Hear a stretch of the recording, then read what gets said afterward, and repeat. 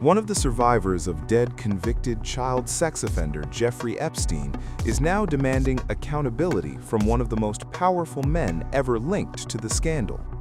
Speaking after the release of new Epstein files, a victim has called for Andrew Mountbatten Windsor, formerly known as Prince Andrew, to answer questions in the United States and face justice.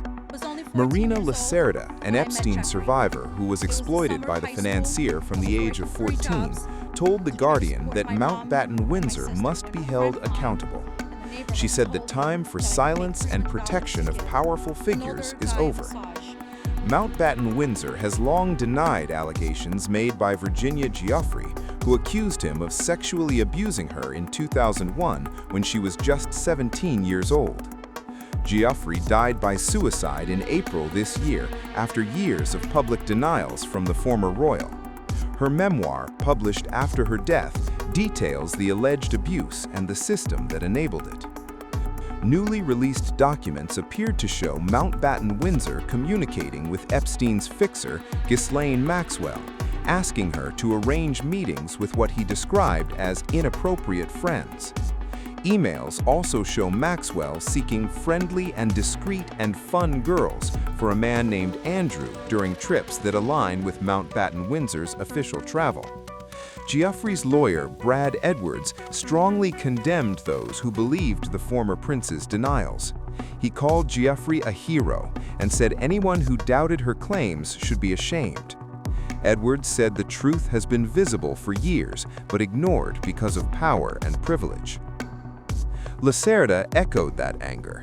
She said Giuffre was ignored, dismissed, and left to fight alone. According to Lacerda, the fact that Giuffre had to die and publish a book for people to finally listen is deeply disturbing. She said many powerful people connected to Epstein have never faced justice and continue to be protected.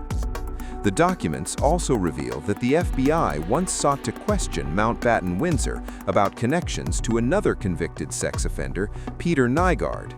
He refused to cooperate and no further action was taken. Lacerda says the United States should question him even if she doubts he will ever agree to it. She insists it is the right thing to do. Virginia Giuffre wrote that she was introduced to Mountbatten Windsor by Maxwell, taken to dinner, and later forced into sexual acts. She said Epstein paid her afterward and that the abuse continued. Mountbatten Windsor has denied the accusations and settled the matter outside court with Giuffre in 2022. He has not responded to the latest revelations. For survivors, the message is clear. Justice delayed is justice denied, and silence can no longer be an option. Former Prince Andrew is once again at the center of the Epstein files. Newly released documents from the Justice Department place Andrew Mountbatten Windsor squarely in the spotlight, revealing a series of private emails that show his close and deeply personal contact with Ghislaine Maxwell, Jeffrey Epstein's longtime associate and now convicted sex trafficker. In the emails, Andrew appears to be under the alias The Invisible Man, signing off simply as A. The messages date back to 2001 and 2002, a period when Andrew was stepping away from the Royal Navy and facing upheaval in his personal life. This is the same period during which Andrew has been accused by Epstein victim Virginia Giuffre of having sex with her when she was 17 years old, an allegation he has repeatedly and firmly denied.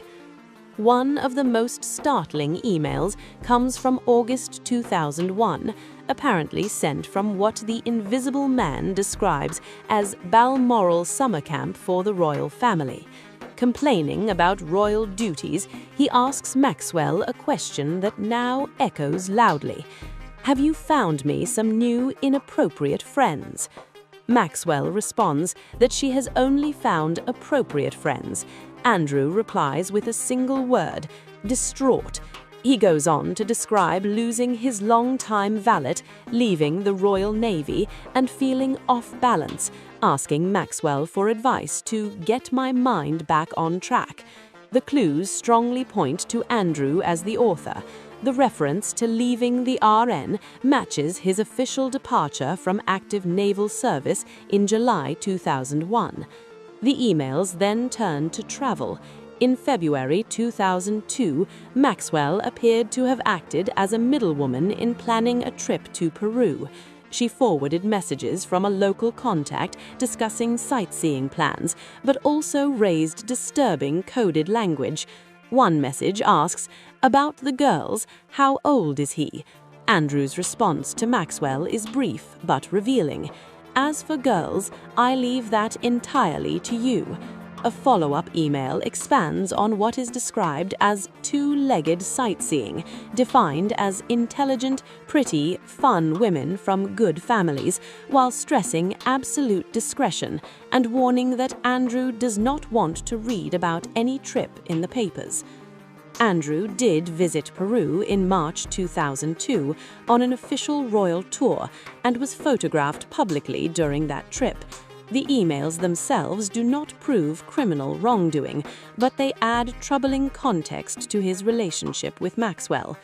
Elsewhere in the file dump, the Justice Department confirms it sought UK assistance in arranging a voluntary interview with Andrew over his ties to Epstein and Maxwell.